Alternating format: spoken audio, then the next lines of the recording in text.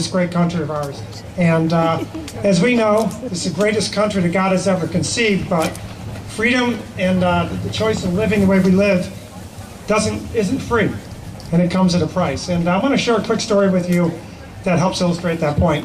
When I was first in the Congress last year, I only been in Congress a couple of months, and it was a hectic day, and there was a ton of votes on the floor, and you're trying to make sure you make the right votes, and people are giving you advice and telling you what to do and giving you input, and things are going fast. And I kept having this assistant come up and keep telling me, somebody wants to meet you outside at the House floor. Somebody wants to meet you. Come on, they really just want to say hello. So I'm exasperated. I go outside, and I'm like, basically, what? And sitting there in a wheelchair was this 40-year-old guy named Jeff Lewis, and he had one leg. And he had his beautiful wife behind him, and he had his 3 teenage boys.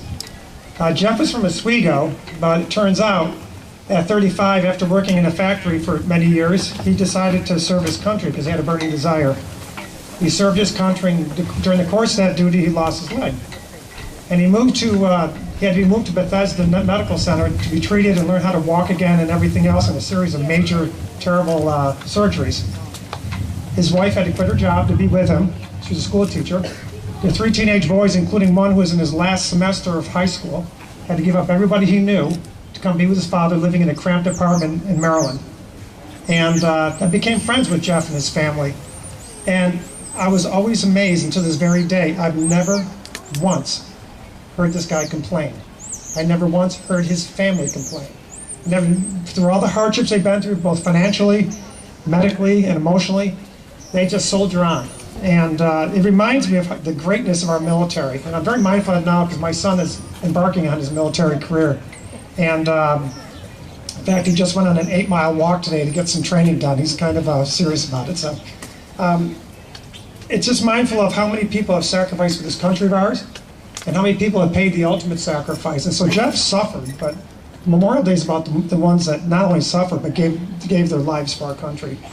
And I don't know if you know this or not, but about 1.2 million people, or close to it, have given their lives so that we may rest on the very blanket of freedom they provided us. And that's pretty amazing when you think about it. So let us be mindful of that today, and let us just for a second, if we see a veteran, thank him.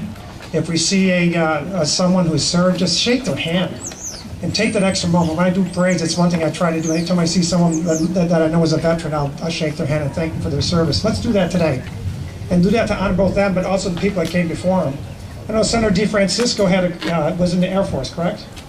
And he served admirably. And Matt Duran over here, I don't know if you know Matt. Matt and I worked together in murder cases for years.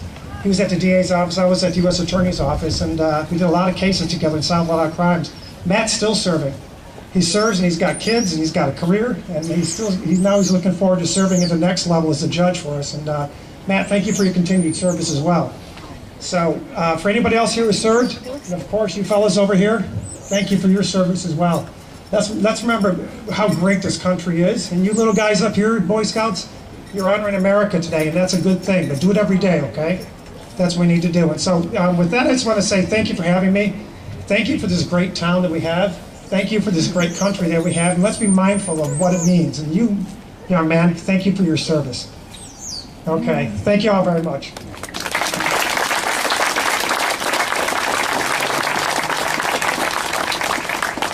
Congressman, that young man is in the Navy, and Ernie Hamer, and he's going to be throwing out the first pitch at one of the Chiefs games coming up here soon. So, Ernie, I got to shake his hand. By all means. And of course, our veterans standing here before us. So much to thank you for. Tim, going to return to the